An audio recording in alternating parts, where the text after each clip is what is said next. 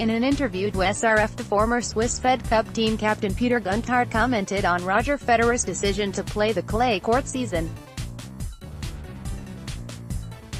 At the moment, the only tournament confirmed is the French Open, but the 37-year-old is set to add 1 or 2 events to his schedule. "It surprised me," admitted Günthardt speaking to SRF.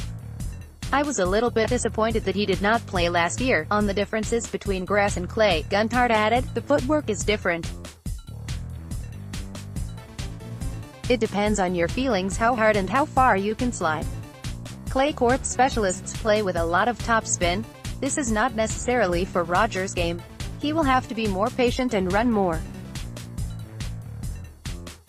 He needs to try not to play the classic clay court tennis. So this is how he can be competitive." Severin Ludi and Ivan Lubachuk, Federer's 2 coaches, did not basically make any quote during the Australian Open.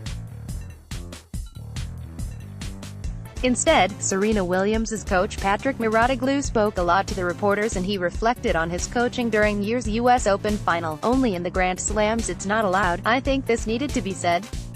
You are right, I don't know if it was emotional, but clearly, Serena was a bit lost during that match and I felt like I had to do make I could to help," said Mouratoglou.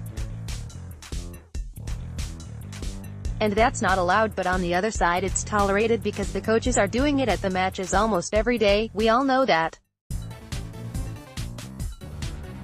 If it's not too obvious, the chair umpire lets it happen, and if it becomes too obvious, in general, he tells the player, please tell your coach to slow down, otherwise I am going to have to warn you."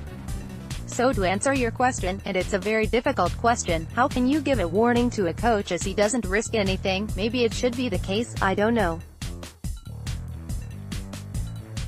More than that, it should be consistent. Also read, Rafael Nadal, worse players than David Ferrer won a Grand Slam title.